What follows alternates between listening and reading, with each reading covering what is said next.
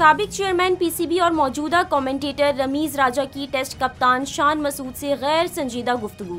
मोहम्मद आमिर ने रमीज राजा से इस अमल को जाहिलाना काम करार दे दिया। शान मसूद की कप्तानी में पाकिस्तान ने इंग्लैंड को शारों शाने चत कर दिया। फतह के बावजूद रमीज राजा कौमी टेस्ट कप्तान पर तंज करते रहे। मैच के बाद होने वाली गुफ्तगू में रमीज राजा ने शान मसूद की बतौर कप्तान 6 नाकामियों का जिक्र किया। एक मौके पर उन्होंने नौमान अली के बारे में भी तज़हीक आमेज रवैया अपनाते हुए कहा, लगता है कि नौमान में खून की कमी है।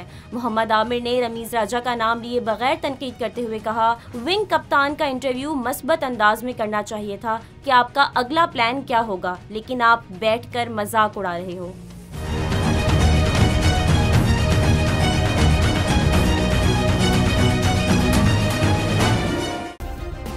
सब्सक्राइब करें और बेल दबाएं ताकि कोई खबर रह न जाए।